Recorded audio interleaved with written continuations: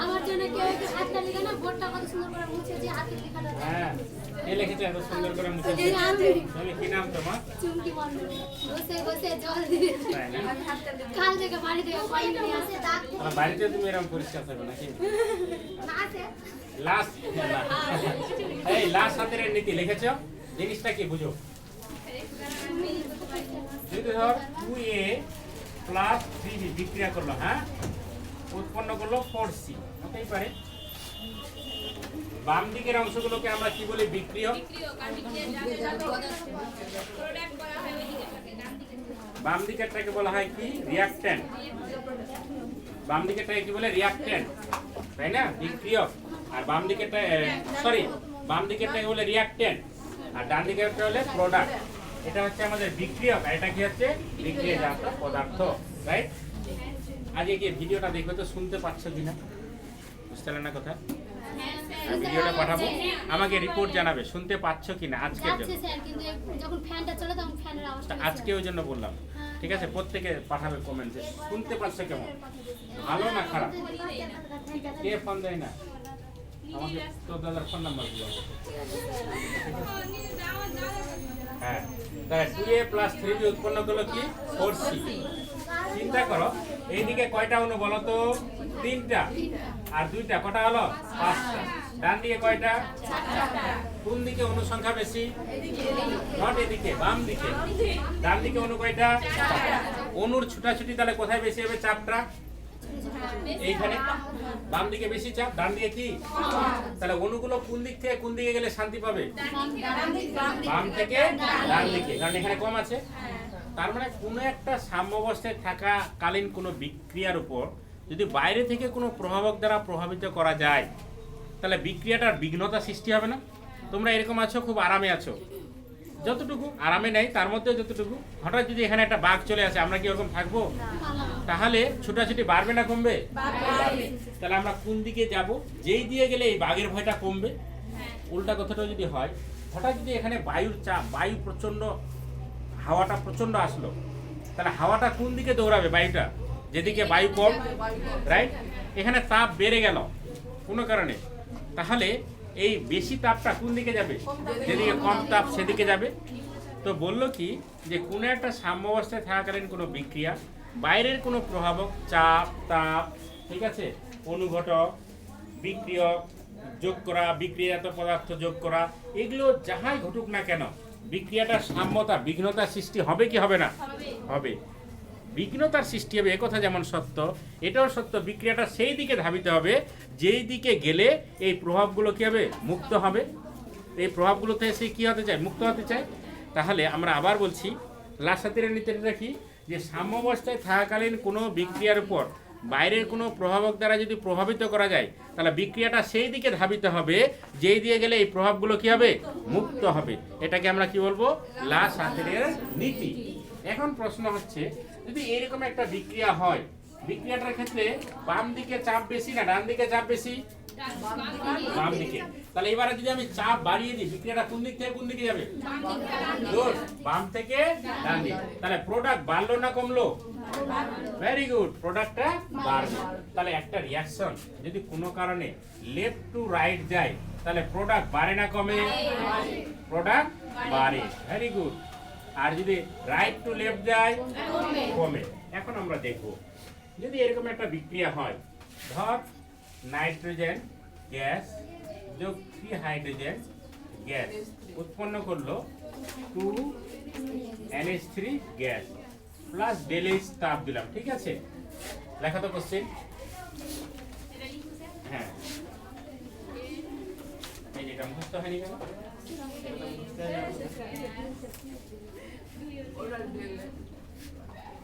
বিক্রিয়াটা মুখস্থ করে নিবে।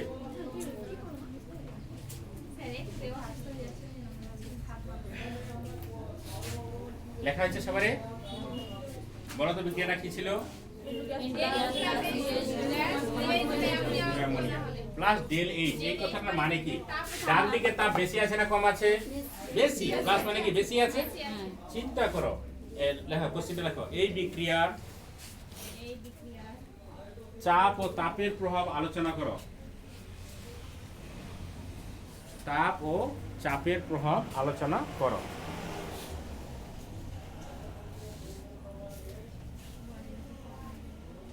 দেখো 1 নাম্বার আমি বলছি, 1 নাম্বার চাপের প্রভাব।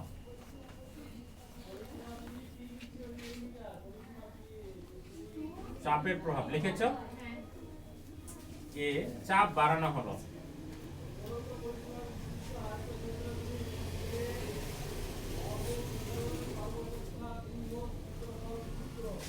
দেখো তো বাম দিকে কয়টা অণু আছে বলো তো?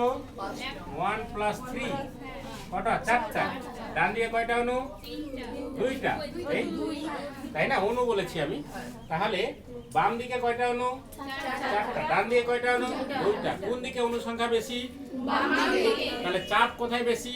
বাম দিকে। গুড। এবার চাপ বাড়ানো হলো, কোন দিক থেকে কোন দিকে যাবে? বাম দিকে। Very good, left to right. গেল তো কি লাভ হলো? প্রোডাক্ট বাড়লো না কমলো? বাহ, তাহলে প্রোডাক্ট বাড়লো।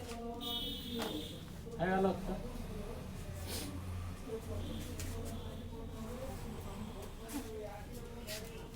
দেখা যাচ্ছে? উল্টা কথাটা বলো তাহলে। বি নাম্বার কি বলবো? চাপ। তোমরাও লেখো।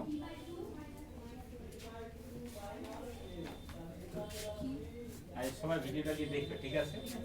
হ্যাঁ, মানে শোনা যাচ্ছে কিনা, তারা গ্রুপটা কাজ হচ্ছে কিনা দেখবে। হয়ে গেছে? Very good. তাহলে কোন দিক থেকে কোন দিকে যাবে? Right two. কি লাভ হলো? প্রোডাক্ট কমবে। তাহলে বলো তো তুমি চাপ বাড়াবে না চাপ কমাবে? ভেরি গুড, বাড়াবে। না তো প্রোডাক্ট পাবে না। তাহলে একটা কোম্পানি 2টা বিজ্ঞানীকে ডেকেছে, একজন বিজ্ঞানী বলছে চাপ বাড়াতে হবে, আর একজন বিজ্ঞানী বলছে চাপ কমাতে হবে। কোম্পানিটা কাকে নিবে? হ্যাঁ, কেন? তাহলে প্রচুর পরিমাণে অ্যামোনিয়া হবে, কোটি কোটি টাকা, তার কি হবে? লাভ হবে, তোমাকে কোটি কোটি টাকা কামাই দিবে, তাই না? আচ্ছা, এটা কিসের প্রভাব গেল আমাদের? হ্যাঁ, তাহলে নিচে লেখা একটু। সুতরাং এই বিক্রিয়ায় চাপ বাড়াতে হবে।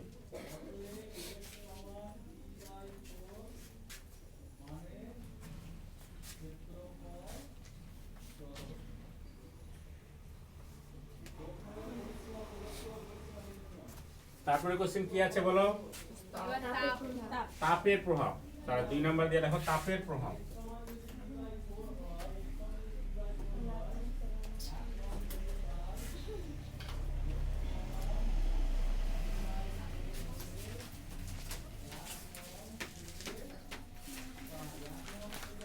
হয়েছে?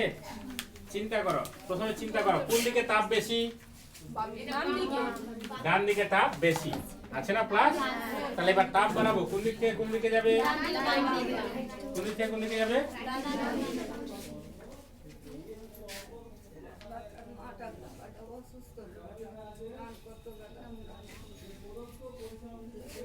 ওরা পরে দিবে, এখন ক্লাস হচ্ছে অনলাইনে, ভিডিও হচ্ছে, ক্লাসটা ভিডিও বাইরে যাবে। এই যে অফিসে যান দেবে, অফিসে যান।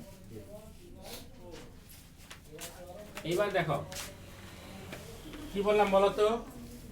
তাপ বাড়ানো হলো, আর একবার তাপ কমানো হলো। বলো প্রথমে তাপ কোন দিকে বেশি আছে? তাহলে কোন দিক থেকে কোন দিকে যাবে? হ্যাঁ, right hand side to left hand side. কি হবে বলো তো? সায়েন্সে কখনো কারো আশায় থাকবে না। ভেরি গুড, প্রোডাক্ট কমবে। কেন ওইরকম আশায় থাকছো? ওটাই সবচেয়ে খারাপ সায়েন্সে, প্রোডাক্ট কারো আশা করবে না। তোমার যেটা মনে হচ্ছে বলবে, বলার জন্য কোনো ভুল নেই। চুপ করে থাকা আর কারো আশায় থাকাটা হচ্ছে সায়েন্স বড় ভুল। তাহলে তাপ বাড়ালে প্রোডাক্ট কমে যাচ্ছে, এবার তাপ কমানো না, তাহলে কি হবে? গুড, তাহলে প্রোডাক্ট বাড়বে। তাহলে এই বিক্রিয়াটাতে তুমি তাপ বাড়াবে না তাপ কমাবে? কত সুন্দর বলো দেখি। এই জন্য তো খড় কোটি পুড়িয়ে পুড়িয়ে, তাপ পুড়িয়ে পুড়িয়ে হাজার হাজার কোটি টাকা নষ্ট করে দিয়েছে। আর একটা বিজ্ঞানী বললো না তাপ দরকারই নেই, তাপ বরঞ্চ কমালেই ভালো। তো কোম্পানির হাজার হাজার কোটি টাকা বেঁচে গেল না? তাহলে তোকে 100 কোটি টাকা দিবে কি দিবে না? ওই জন্য একটা যদি কেমিস্ট হতে পারিস ভালো, তাহলে 100টা ডাক্তারের থেকেও বেশি মূল্যবান। এইখানে ছোট্ট কথাটা বলবি, নাই নাই করে এই কথাটাতে মিনিমাম তোকে 200 কোটি টাকা দিবে। এটা খুব tough। এটা যে ফার্স্ট হয়েছে না মেডিকেলে, না যে সেকেন্ড হয়েছে, যে সেটা আমাদের পশ্চিমবঙ্গের যে ফার্স্ট হয়েছে, তোমরা দেখবে, আমি দেখেছিলাম। ও বলছে যে মেডিকেলে পশ্চিমবঙ্গের মধ্যে ফার্স্ট, অথচ বলছে ফিজিক্স নিয়ে পড়বো। কী নিয়ে পড়বে? কেন বলো? কোনো একটা ওষুধ শরীরে কিভাবে ক্রিয়া করবে সে সম্পর্কেও আবিষ্কার করবে, যেটা এরকম 1000 ডক্টরও তার কাছে ভ্যালু নাই। মানে এত তো আর বেশি দাম, এটা ডক্টরের বেশি দাম নেই। ডক্টরদের যারা নিয়ন্ত্রণ করে, ওই যে ফিজিক্স অথবা কেমিস্ট্রি নিয়ে পড়তে হয় ডক্টরি করার পর, তখন সেটা বিশাল বিশাল ভ্যালু। ঠিক আছে, তাহলে তাপ বাড়ানো হলো, আর একটা কি হলো? তাপ কমানো। এটা তো 1 সেকেন্ডের কাজ, 200 কোটি টাকা কামাই হবে। সারা জীবনে কামাই করা সম্ভব কি? বিশাল বিশাল। এইবার দেখো, তাহলে এরকম একটা কোশ্চেন দেওয়া থাকবে, একটা সমীকরণ, হ্যাঁ, বলবে চাপের প্রভাব এবং তাপের প্রভাব আলোচনা করো লাস হাতের নীতি অনুযায়ী। কার নীতি অনুযায়ী? তাহলে কোশ্চেন লেখো। হ্যাঁ, কোশ্চেন লেখো, লাস হাতের নীতিটি লিখো। বই দেখি।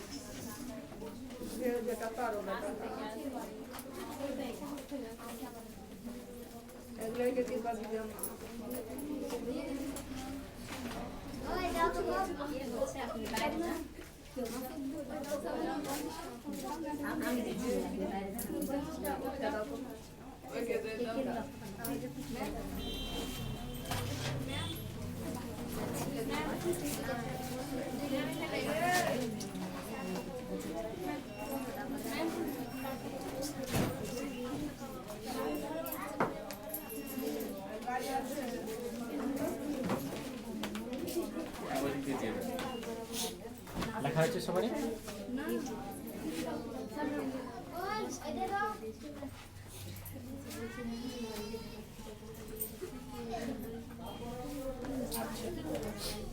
লেখা হয়েছে সবাই? এইবার কোশ্চেনটা যদি ঘুরিয়ে দেওয়া হয়, তোমাদের একটা কোশ্চেনটা কি বলেছি? লাসেতের নীতিটি লেখো। লেখা হয়েছে, ওখানে লিখবে যে কোনো একটি বিক্রিয়া দ্বারা, যে কোনো একটি বিক্রিয়া দ্বারা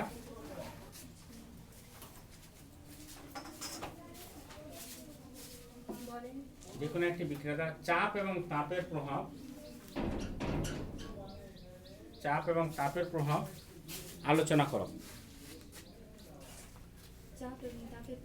আলোচনা করো ওই লাসাতিরের নীতি অনুযায়ী। হ্যাঁ, এইবার দেখো, এরকম একটা যদি বিক্রিয়া দেয়, A প্লাস বি উৎপন্ন করলো C প্লাস ডি। হ্যাঁ, 1 নম্বর প্রশ্ন, বিক্রিয়ক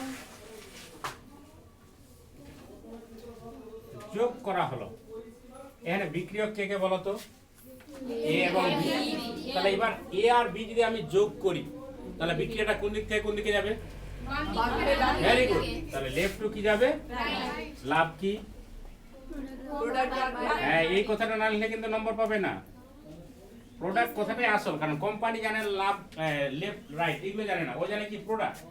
ওই জন্য শেষ কথাটা না বলে তুমি নম্বর পাবে না। প্রোডাক্টটা কি হলো? আবার একটা কোশ্চেন করছি, এটাও চেষ্টা করে বলার। বিক্রিয়াজাত পদার্থ কমানো হলো, বিক্রিয়াজাত পদার্থ কে?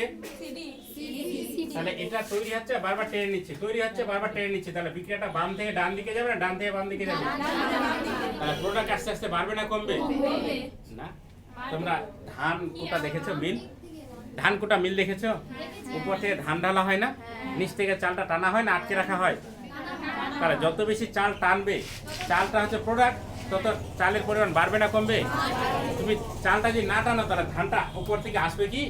তাই এটা যত বেশি টানবে তত রিয়াকশনটা বাম থেকে কোন দিকে যাবে? তাহলে বাম থেকে ডান দিকে গেলে সবসময় প্রোডাক্ট বাড়ে না কমে? তাহলে তোমার চালের পরিমাণ বাড়বে না কমবে? বাড়বে। তাহলে প্রোডাক্ট তাহলে লেফট টু কোন দিকে যাবে? রাইট। প্রোডাক্ট কি হবে? বাড়বে। লিখে নাও। এবার বই দেখো, প্রত্যেকটা অক্ষর পড়বে ঘরে গিয়ে, না বুঝতে হলে বলবে। 7.12 পরিচ্ছেদ বের করো। কি লেখা আছে? লাস্টের লেখাটা পড়ো তো, একবার পড়ো, নীতিটা পড়ো সবাই একবার।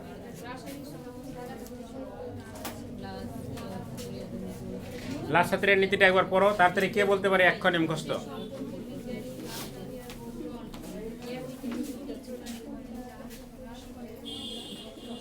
ঘরে পড়বে। এবার দেখো এ বি দুটো বিক্রিয়া দেওয়া আছে না? প্রথমে পয়েন্টটা কি লেখা আছে? আয়তন উষ্ণতা স্থির রেখে সাম্যাবস্থায় স্থিত বিক্রিয়া সিস্টেম বাইরে থেকে বিক্রিয়ক পদার্থ যোগ করার প্রভাব। বলো তো বিক্রিয়ক পদার্থ যোগ করলে কি হবে? বাম থেকে ডান দিকে যাবে, প্রোডাক্ট বাড়বে। বলতে হবে। হ্যাঁ, হয়ে গেল পড়া? বুঝা গেল?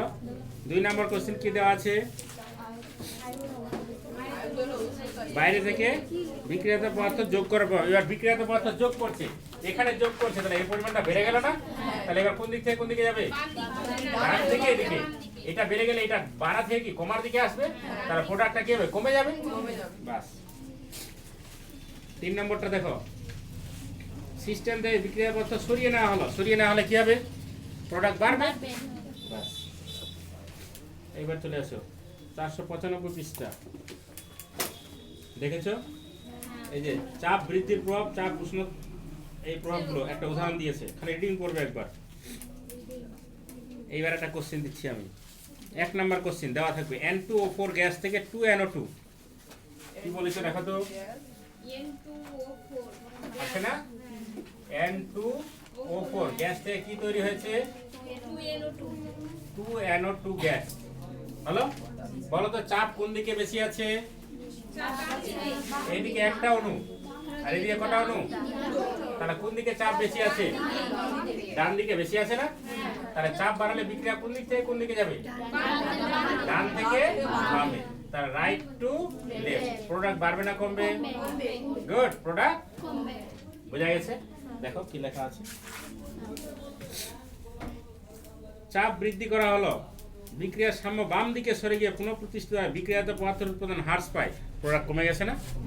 বাস, খুব সহজ। এই বিক্রিয়াটি একটা দিবে পরীক্ষায়, ঘরে সবটি করবে। পারবে না? শেষেরটা বলো তো কি হবে?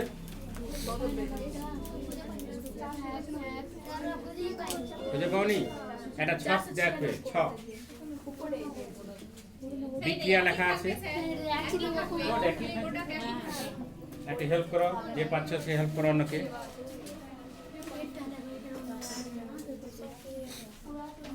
এবার দেখো, হেবার পদ্ধতিতে অ্যামোনিয়া উৎপাদন আছে না? এর প্রভাবগুলো পড়বে, রিডিং করবে একবার। আজকে আমরা চলে আসবো আয়ন।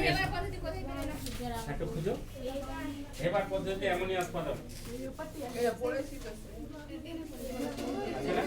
দেখো পরীক্ষায় দেওয়া থাকবে সমীকরণটা। হ্যাঁ হ্যাঁ, পরীক্ষায় সমীকরণটা দেওয়াই থাকবে, দিয়ে বলবে চাপ এবং তাপের প্রভাব আলোচনা করো। সহজ না? এইবার চলো আজকে লেখো আয়নীয় সাম্যাবস্থা। সবাই আন্ডারলাইন দাও।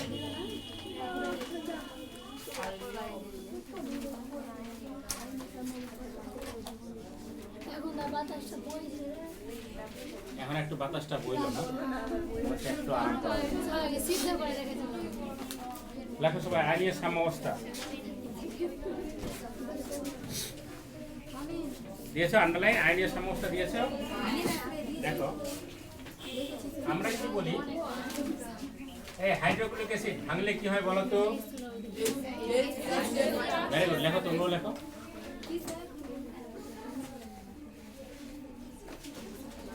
হাইড্রোক্লোরিক অ্যাসিড ভাঙলে কি হয়? H+ আর Cl-। নাইট্রিক অ্যাসিড ভাঙলে কি হয় বলো তো? NO3-। সালফিউরিক অ্যাসিড ভাঙলে কি হয়? H+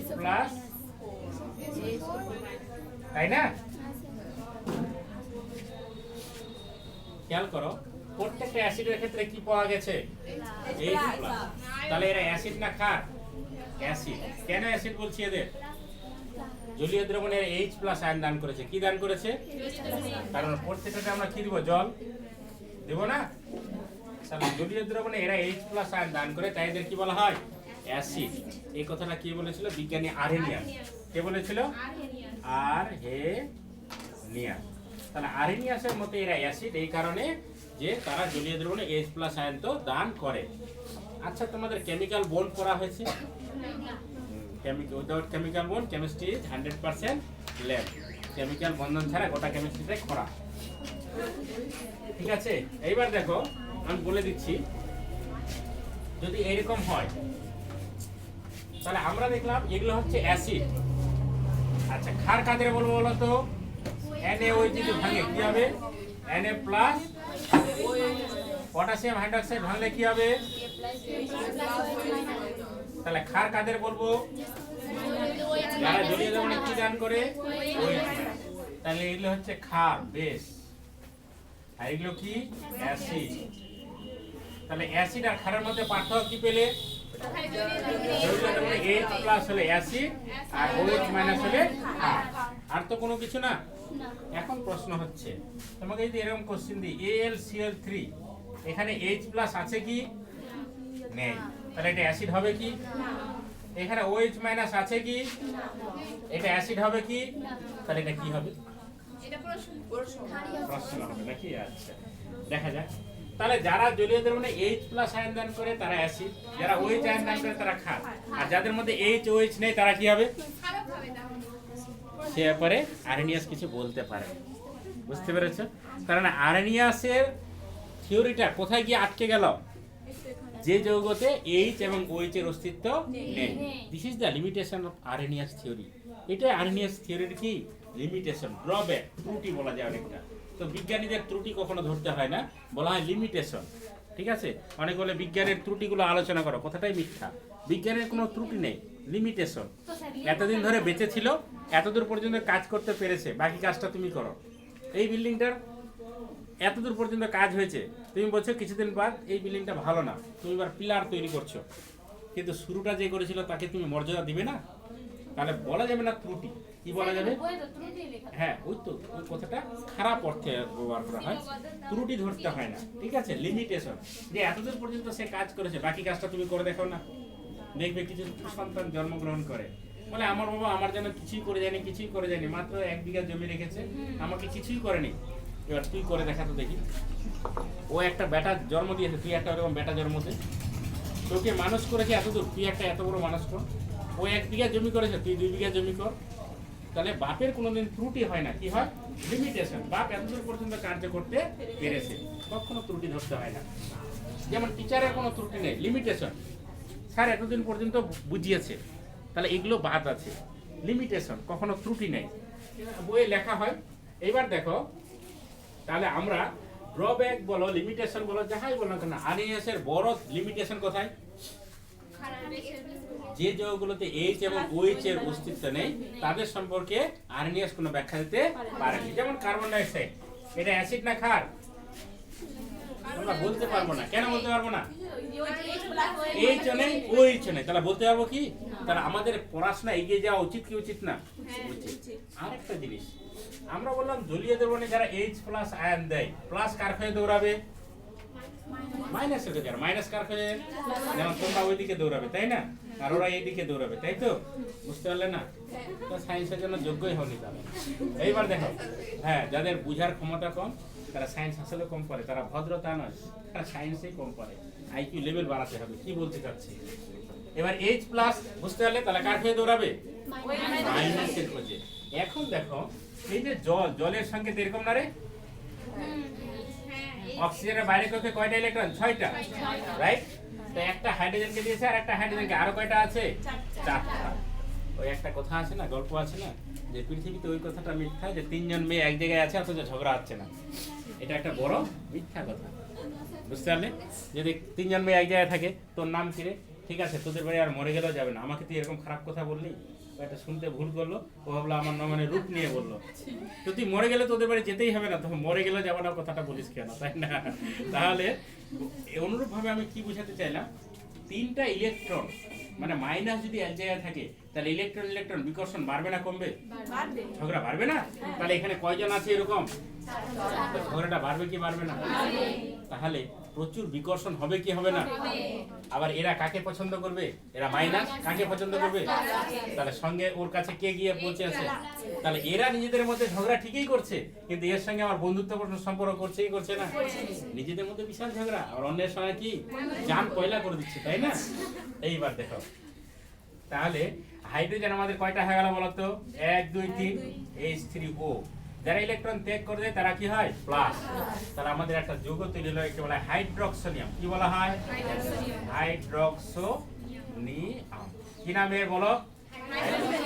তাহলে যাকে আমরা H+ বলছিলাম, H+ এর কোনো অস্তিত্ব নেই। H+টা যেহেতু জলীয় দ্রবণ, জলের সঙ্গে বিক্রিয়া করে কি তৈরি করে? হাইড্রোক্সোনিয়াম। কিন্তু আরএনএস কি বলেছিল? যারা জলীয় দ্রবণে কোন আয়ন দেয়? H+ ion. তাহলে কি বলা হয়? অ্যাসিড। কিন্তু H+ এর কোনো অস্তিত্ব আছে কি? This is the limitation of RNase theory. তাহলে আরএনএস এর দুটো লিমিটেশন আছে, কি বলতো? এক নম্বর লিমিটেশন কি? যে যৌগে H থাকে না তাদের অ্যাসিড ক্ষার ব্যাখ্যা করা যায় না। আর কারা? H+ এর কোনো অস্তিত্ব নেই। তাহলে লেখো আরএনএস এর সীমাবদ্ধতা।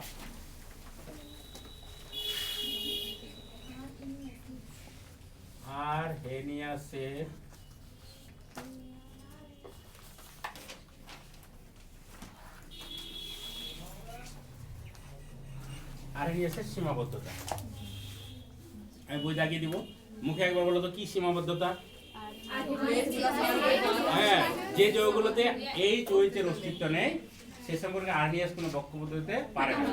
আবার আরএনএস হ্যাঁ H+ এর কোনো অস্তিত্ব। আরেকটা মজার ব্যাপার যে আরএনএস 12 ছিল যারা জলীয় দ্রবণে H+ আয়ন দান করে তাদের কি বলা হয়? অ্যাসিড।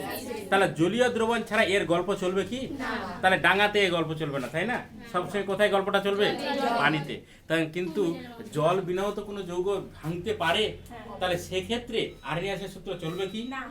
তাহলে তিনটা ক্ষেত্রে আরএনএস এর সূত্র চলবে না। এক নাম্বার কি? এক নাম্বার জল বিনা, জল দ্রাবক ছাড়া আরএনএস এর সত্যতা বিচার করা যায় না। দুই নাম্বার কি? H নেই এরকম যৌগকে আরএনএস ব্যাখ্যা করতে পারে না। তিন নম্বর কি? H+ এর কোনো অস্তিত্ব নেই। Very good. তাহলে আমাদের নতুন সূত্রের প্রয়োজন আছে কি নেই বলো? বাহ, তাহলে আমরা আবার নতুন সূত্রে চলে যাবো। অ্যাসিড কাকে বলে? আমাদের চিন্তা হয়ে গেল অ্যাসিড কাকে বলে। অ্যাসিড এতদিন ধরে যা জানতাম বাস্তবে মিল হলো কি? মিলেই হলো না। এবার আমরা চলে আসবো, এই যে আমরা দেখলাম একটু আগে HCl ভাঙলে কি হয়? কিন্তু বাস্তবে কি দেখলাম? HCl কে যদি জলে দিই কি হয়? H টা কিসে পরিণত হয়ে যায়? H3O+। কি নাম তার? হাইড্রোক্সোনিয়াম আয়ন। কি নাম? লেখো তোমরা, হাইড্রোক্সোনিয়াম ion.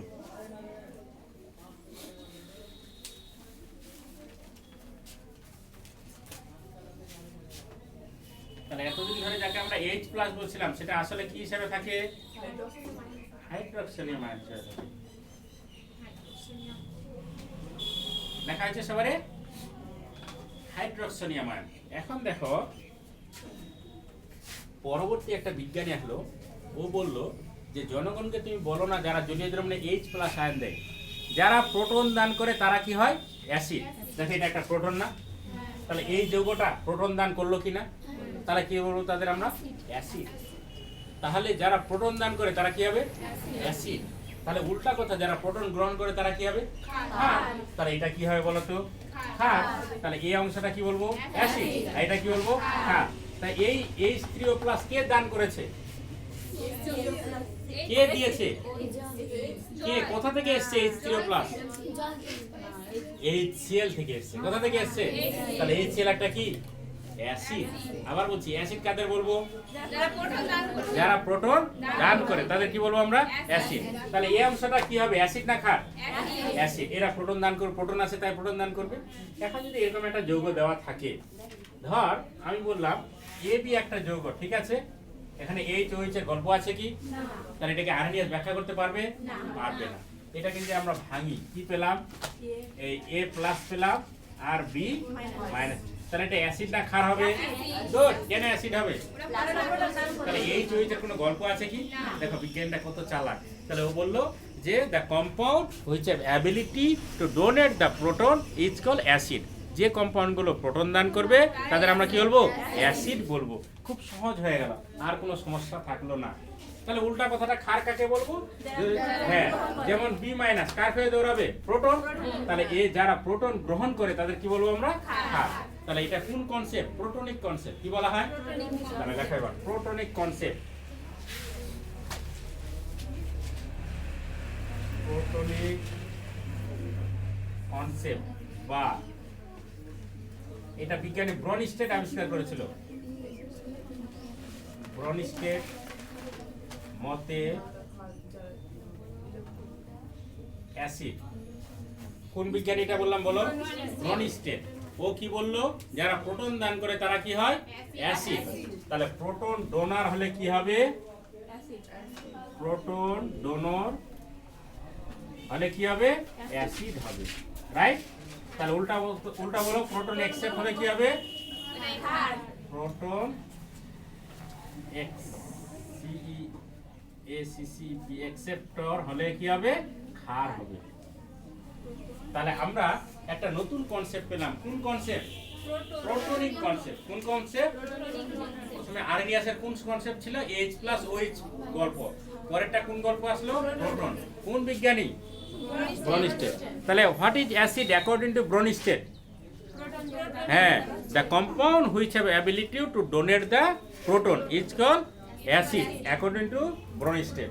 Reverse case, the compound which have ability to accept the electron or minus is called acid according to Bronsted.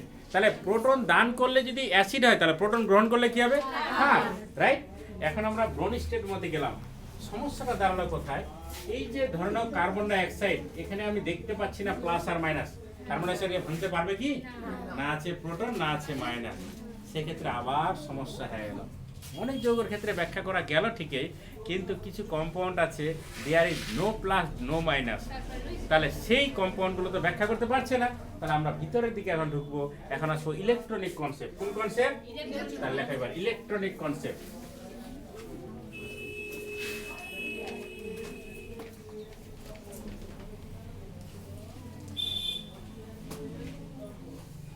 এর আরেকটা নাম হচ্ছে বিজ্ঞানী লুইস।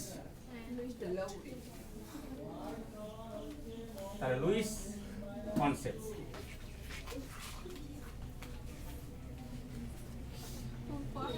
লুইসের মতে অ্যাসিড কারা? লুইসের মতে অ্যাসিড কারা? ওরা বললো কি যে আমরা প্রোটন প্রোটন বলে যে লাফাচ্ছি, এ দিয়ে সবকিছু ব্যাখ্যা করা যায় না। একটা ভিতরের দিকে ঢুকো, ইলেকট্রনিক ব্যাখ্যা। এরকম ধরে নাও অ্যামোনিয়া আছে না? তো এর মধ্যে তো হাইড্রোজেন আছে, হওয়া উচিত ছিল কি অ্যাসিড, কিন্তু এটা অ্যাকচুয়ালি কি ক্ষার। কেন এরকম হয়? আমরা যদি দেখি নাইট্রোজেন, এর বাইরের কক্ষে কটা ইলেকট্রন? 7টা। তাহলে না, টোটাল 7টা, বাইরের কক্ষে কটা? 5টা। তো আমরা যদি অ্যামোনিয়ার গঠন দেখি তাহলে দেখবো এরকম। তাহলে এই নাইট্রোজেনের বাইরের কক্ষে কটা ইলেকট্রন? 5টা। তো একটা কাছে দিয়েছে এ হাইড্রোজেন, একটা এ হাইড্রোজেন, একটা এ হাইড্রোজেন। আরো কয়টা আছে? তো দুইটা ইলেকট্রন এক জায়গায় থাকলে শান্তি না অশান্তি? বলেছি না, দুইজন একসাথে তাহলে কি হবে? ঝগড়া হবেই, করার কিছু নেই। প্রচুর বিকর্ষণ করে পরস্পর পরস্পর। কার আশায়? কার আশায়? প্রোটনের আশায়। তাহলে প্রোটনের আশায় তারা বিকর্ষণ করে। তাহলে এখানে যদি কোনো কারণে একটা H প্লাস পাই, সঙ্গে সঙ্গে এর কাছে দৌড়ে যাবে কি যাবে না? ঠিক চলে যাবে, তোমরা বলো আর না বলো, তাই না? তাহলে এ কি দান করে দিল? ইলেকট্রন। কি দান করলো? ইলেকট্রন। তাহলে যারা ইলেকট্রন দান করে তারা হয় ক্ষার। কি হয়? তাহলে এটা আমাদের কি হবে? ক্ষার। বেশ, তাহলে যারা ইলেকট্রন দান করে তারা কি হয়? ক্ষার। কার মতে? লুইসের মতে। তাহলে লুইসের মতে অ্যামোনিয়া একটা অ্যাসিড না ক্ষার? তাহলে উল্টা কথা বলো, যারা ইলেকট্রন গ্রহণ করে তারা কি হয়? অ্যাসিড। দেখো তো বাস্তবে H প্লাস তো গোড়া থেকে অ্যাসিড দেখে এসছে না? এর হচ্ছে ইলেকট্রন গ্রহণ করছে না। তাহলে যারা ইলেকট্রন গ্রহণ করে তারা কি হয়? অ্যাসিড। আর যারা ইলেকট্রন ছেড়ে দেয় তারা কি হয়? ক্ষার। তাহলে দেখো ইলেকট্রন ডোনর, ইলেকট্রন ডোনর এটা কি হবে? বেস। তাহলে উল্টা কথা বলো, ইলেকট্রন অ্যাকসেপ্টর এটা হবে অ্যাসিড। কার মতে এটা? বিজ্ঞানের লুইসের মতে। দেখো সবাই সব কথাগুলো মিলালে একই মনে হবে। এখন আমরা যদি দেখে নিই, এখন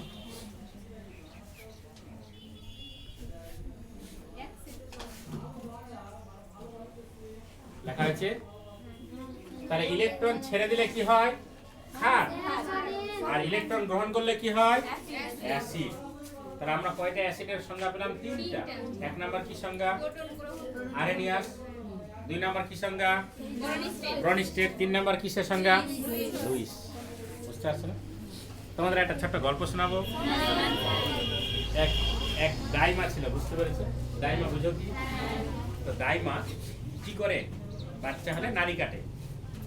এখন তো সব হাসপাতালে যাচ্ছে, আগেকার দিনে বাড়িতে দাইমা থাকতো, তো যখন বাচ্চা হতো দাইমাকে ডাকা হতো, তখন নারী কাটতো।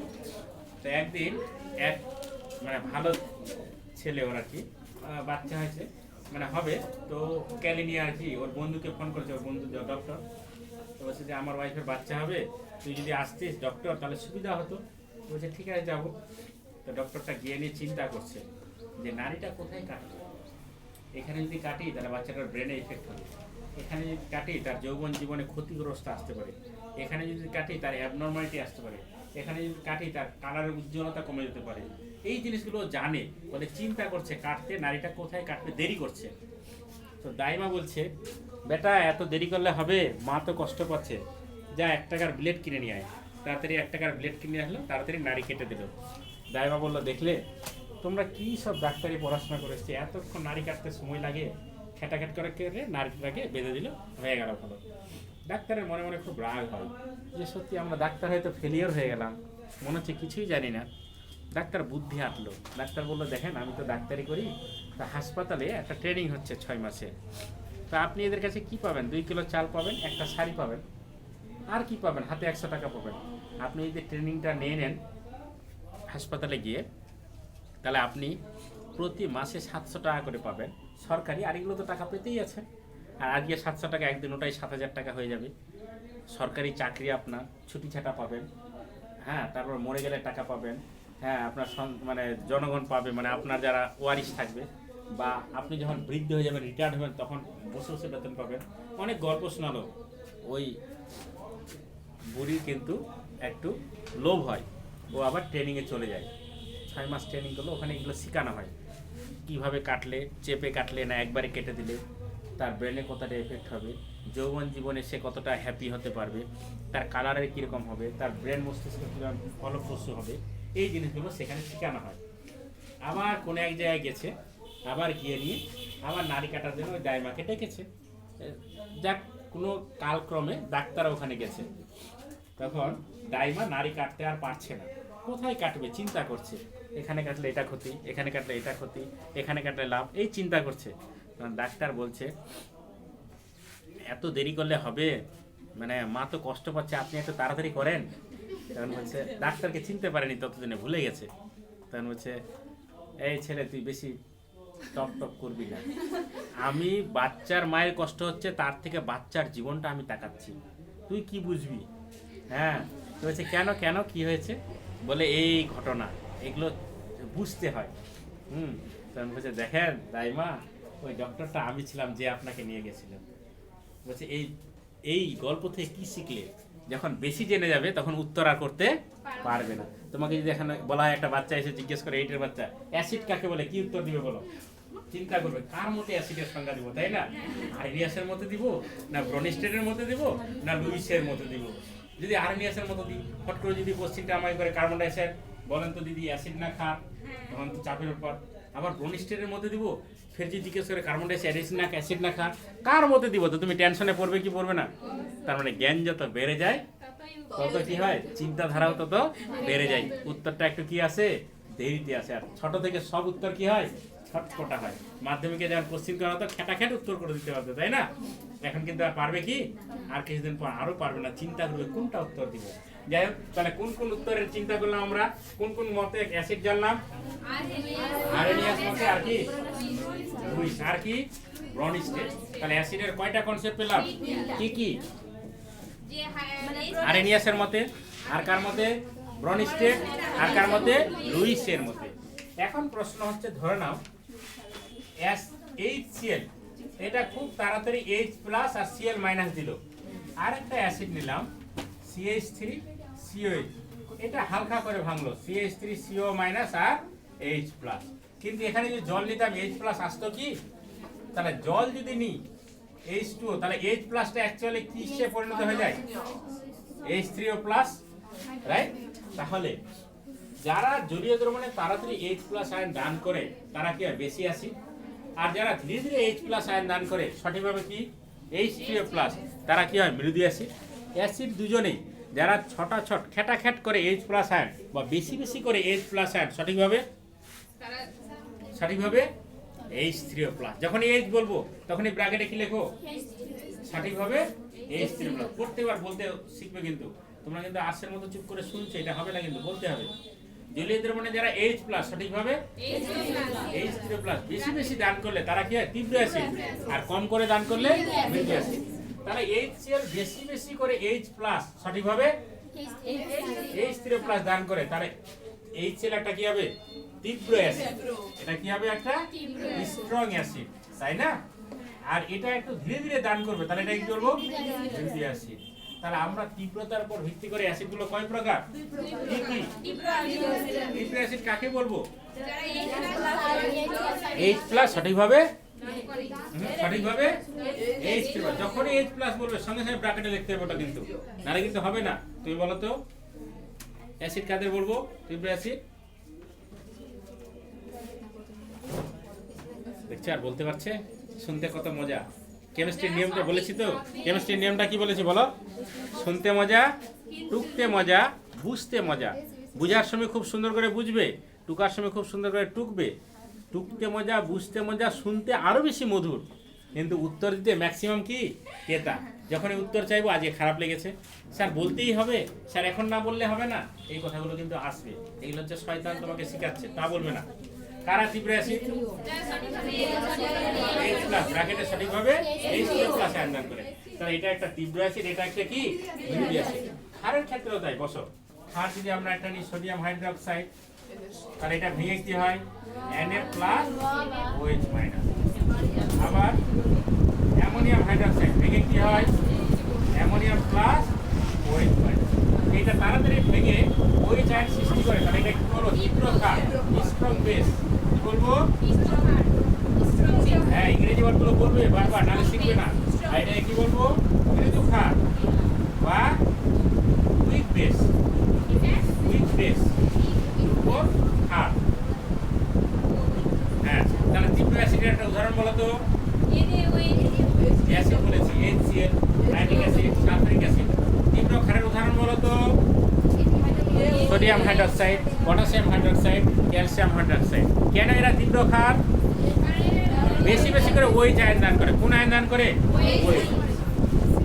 এখন আমরা দেখব যদি এরকম হয় ঘটনাটা যে HCl নিলাম আমি, ঠিক আছে, HCl নিলাম, দ্রবণ দিলাম, কি হবে বলো তো? H প্লাস সঠিক হবে H3O প্লাস, আর কি হবে? Cl। আচ্ছা, এটা আমাদের কি ছিল বলো তো?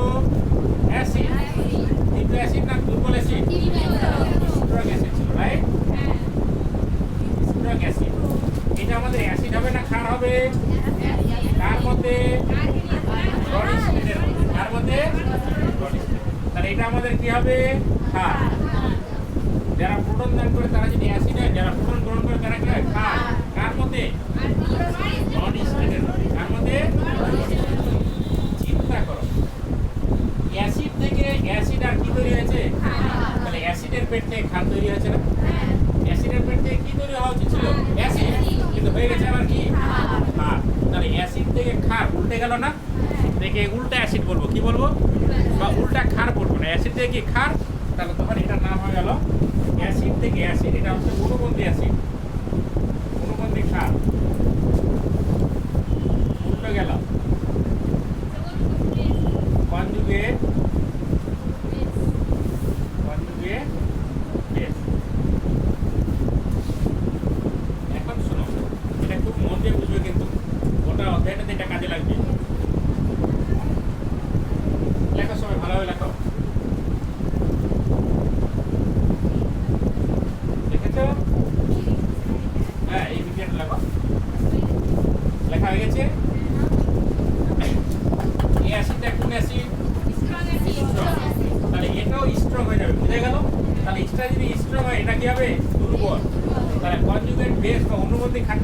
দুর্বল। আবার বলছি, এই অ্যাসিডটা স্ট্রং অ্যাসিড কেন? বেশি করে এটা দান করেছে তাই। তাহলে এটা বেশি করে দান করেছে, তাহলে এটা কি করেছে? কম। ওই জন্য এটা কি হবে? দুর্বল। তাহলে যদি পরীক্ষা আসে স্ট্রং অ্যাসিডের অনুবন্ধী খাটটা দুর্বল হবে না স্ট্রং হবে? দুর্বল হবে না? আবার হ্যাঁ, বুঝে গেলে অনেকজন বলতে পারবে। কোশ্চেনটা আমি পাল্টে দিচ্ছি। হয়েছে এটা?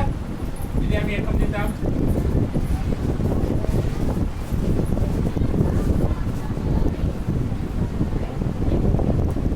বলতো কি হবে? বলতো এটা ভাঙলে কি হতো? H3O প্লাস আর কি CH3CO মাইনাস। এই যে হাইড্রোজেনকে ইলেকট্রন দান করেছে না, অক্সিজেনের তড়িৎ কি বেশি? আচ্ছা, তাহলে এটা আমাদের কি দুর্বল অ্যাসিড? এটা কি বলবো বলো? দুর্বল অ্যাসিড। আচ্ছা, এটাকে দুর্বল অ্যাসিড বলছো কেন? এটা কম পরিমাণে দিবে। এটা মানে হাইড্রোক্সোনিয়াম আয়ন। এটা মানে হাইড্রোক্সোনিয়াম আয়ন কম দিবে, কম দিবে। তাহলে এটা কি দিবে? বেশি। তাহলে এটা একটা কি ছিল আমাদের? অ্যাসিড। এটা অ্যাসিড ছিল না? আর এটা ক্ষার। কোন ক্ষার? অনুবন্ধী ক্ষার। হয়েছে? তাহলে এটা দুর্বল অ্যাসিড হলে এটাও দুর্বল। তাহলে এটা কি হয়ে যাবে বলো তো এবার? সবল। আবার বলছি শোনো, শক্তিশালী। সবল বা শক্তিশালী। শোনো এবার মন দিয়ে, এটা দুর্বল অ্যাসিড। কেন দুর্বল অ্যাসিড বলো? হাইড্রোক্সিনের মান কম দিচ্ছে, তার মানে এটা কি দুর্বল? তাহলে কি বেশি দিচ্ছে? CH3CO মাইনাস অ্যাসিড এটা আর বেশি দিচ্ছে, তাহলে এটা কি হয়ে যাবে? স্ট্রং। তাহলে এটা যদি দুর্বল হয়, এর অনুবন্ধী খাটটা কি হচ্ছে? স্ট্রং। আর এটা যদি স্ট্রং হয়, তাহলে অনুবন্ধী খাটটা কি হচ্ছে? দুর্বল। তাহলে নিচের দিকে লেখো,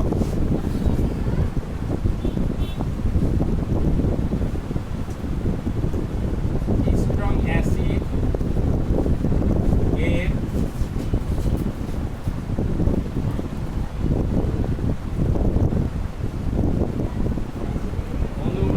স্ট্রং অ্যাসিডের অনুবন্ধী খাটতে কি হবে? এটা স্ট্রং, তাহলে এটা কি হবে? তারপরেটা তোমরা নিজে ব্যাখ্যা নাও। লৌহিক অ্যাসিডের অনুবন্ধী খাটটি স্ট্রং হবে।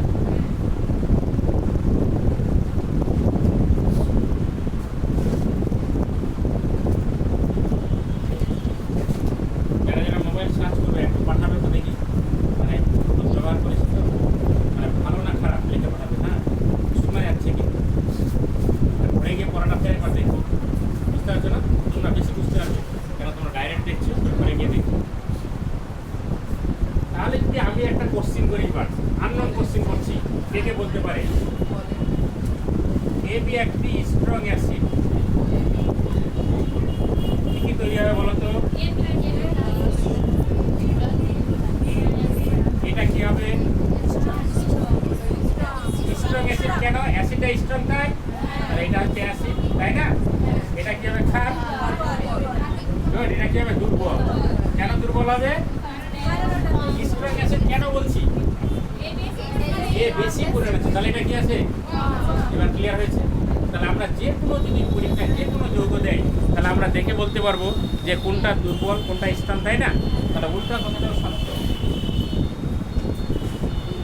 আমরা একটা লিখলাম সোডিয়াম হাইড্রোক্সাইড, একে কিসে পরিণত হবে বলো তো? এটা একটা কি বলো? স্ট্রং ক্ষার। এটা কি করবো?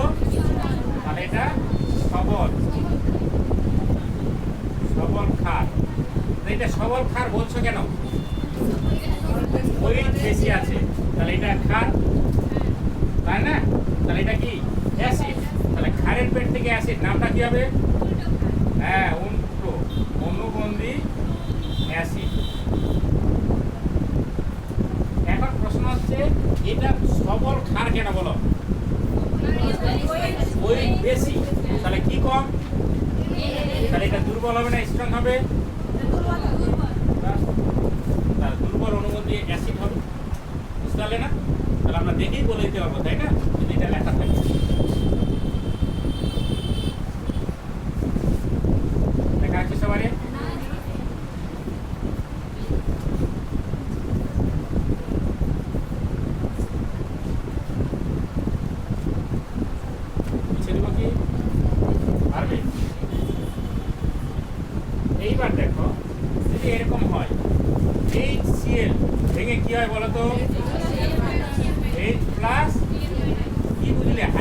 ইলেকট্রন কাকে দান করেছে? Cl ইলেকট্রন দান করেছে মানে কি যে H প্লাস হয়েছে, এটা কি আছে? তার মানে ঘটনাটা এইরকম যে এইখান থেকে এইখানে এটা কি অনুবন্ধী ক্ষার না? অনুবন্ধী ক্ষার কখন পাচ্ছি? যখন হাইড্রোজেন ইলেকট্রন দান করছে। তাহলে আমি যদি বলি HCl এটা একটা অ্যাসিড, এর অনুবন্ধী ক্ষার কোনটা হবে? এটা একটা অ্যাসিড, ঠিক আছে? তাহলে HCl এর অনুবন্ধী ক্ষার কোনটা হবে? Good, Cl। এখন যদি আমি বলি HS অনুবন্ধী ক্ষার কি হবে বলো? S হবে। হাইড্রোজেনে কি ইলেকট্রন দান করলো? S মাইনাস হবে না? হ্যাঁ, S মাইনাস। আমি যদি বলি এরকম HS মাইনাস কি হবে বলো? হাইড্রোজেন ফেরে কি ইলেকট্রন দান করলো? তাহলে একটা মাইনাস ছিল আরেকটা মাইনাস, H2 মাইনাস হবে না? বুঝতে পারলে না? এটা কোশ্চেন লেখো।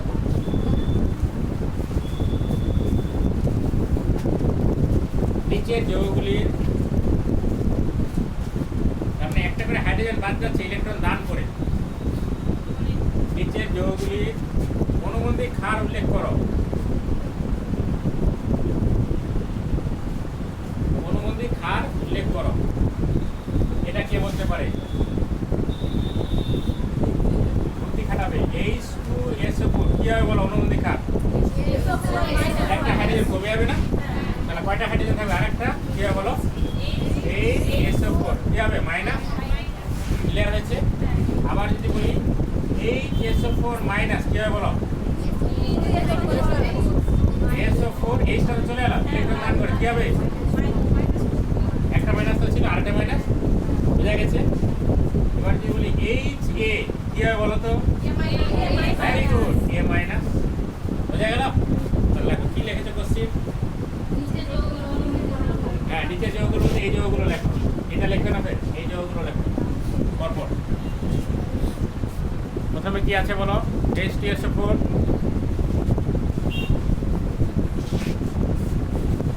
সবটা করে না তো দেখি।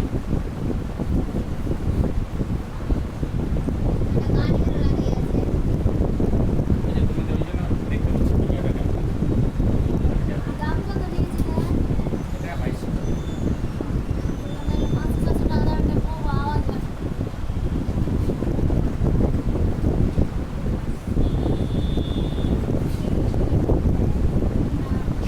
লেখা হয়েছে সবারই? সবটি লেখা আছে? লেখা নাও সব।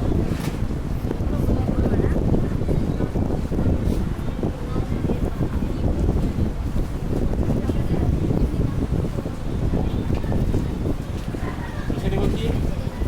তাহলে এবার যদি বলা হয় এইরকম যদি থাকে বলবে এদের অনুবন্ধী ক্ষার লিখো। বুঝতে পারছো না? তাহলে একটা করে H কি হবে? যুক্ত হবে না? এটা H যুক্ত হবে না? তাহলে আমরা যদি বলি এর, তাহলে এটা একটা অ্যাসিড অনুবন্ধী ক্ষার লিখছি, এতক্ষণ হয়ে গেল। এবার এটা ক্ষার যদি হয়, এগুলো যদি ক্ষার হয় এর অনুবন্ধী অ্যাসিড, গুড, অনুবন্ধী অ্যাসিড। দেখো আরেকবার দেখাচ্ছি, নাহলে বুঝতে পারবে না। HCl ছিল, ব্যাংক কি ছিল? তাহলে এটা কি ছিল বলো? অ্যাসিড। এটা কি ছিল? Conjugate base. অনুবন্ধী ক্ষার ছিল না? তাহলে এর সঙ্গে Cl মাইনাসের সঙ্গে H+ যোগ করলে কি হয়? অ্যাসিড হবে না? তাহলে আমরা উল্টা দিক থেকে যদি বলি Cl মাইনাস ছিল, এটা ছিল অনুবন্ধী ক্ষার, বা এটা বললাম ক্ষার, এর সঙ্গে H+ যোগ করলে কি পাবো? অ্যাসিড পাবো না? তাহলে ক্ষার থেকে অনুবন্ধী অ্যাসিড পেলাম না? তাহলে অনুবন্ধী অ্যাসিড পেতে গেলে কি দরকার? H+ যোগ করা দরকার। কি দরকার? তাহলে এগুলো আমাদের ক্ষার, অনুবন্ধী অ্যাসিড, এর সঙ্গে H+ যোগ করো, কি হবে বলো? H+ যোগ করলে কি হবে রে? H আর H হলো না? SO4। দেখো একটা প্লাস একটা মাইনাস নিউট্রাল হয়ে গেল। তাহলে প্লাস মাইনাস থাকবে কি আর? থাকবে না। এটা বলো তো কি হবে? কি হবে বলো? এই যে একটাই তো H আছে, H2 কেন বলছে? একটাই তো H, SO4। একটা প্লাস একটা মাইনাস কে কি করেছে? নিউট্রাল। দুটা মাইনাস ছিল না? একটা প্লাস একটা মাইনাস কে কি করেছে? নিউট্রাল। আর যে একটা মাইনাস আছে, তাহলে কি হবে বলো? মাইনাস। এটা কি হবে বলো তো? আগে আগে প্লাস লিখতে হয় তারপর minus H A plus minus neutral হয়ে গেছে এটা কি হবে বলো হ্যাঁ এইচ সি এল পরেরটা বলো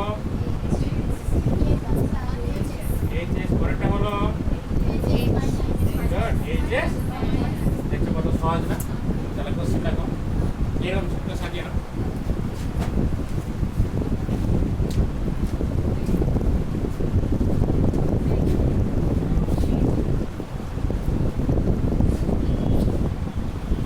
আমি বইটা দাগিয়ে দিই হ্যাঁ বইটা দেখো কোন বই দেখাবো একটা বই দাও কি আছে আইডিয়া সাম্যাবস্থা পেয়েছো খুঁজে উপরে গোটা লেখাগুলো করবে একবার রিডিং না করলে বুঝতে পারবে না কিন্তু একবার রিডিং করতে হয়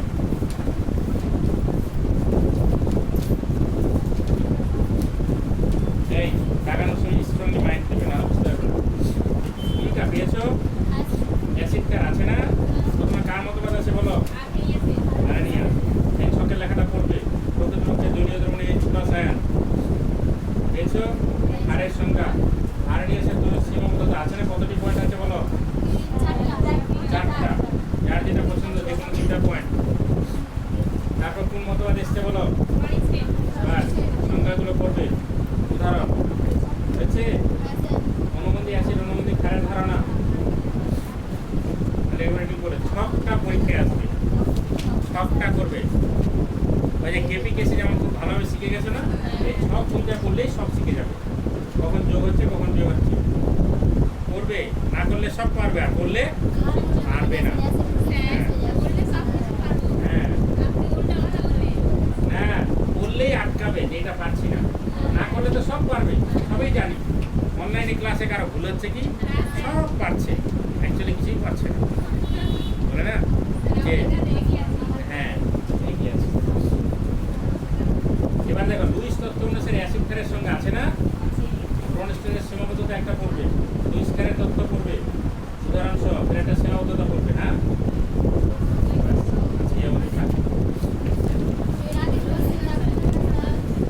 আগে পড়েছো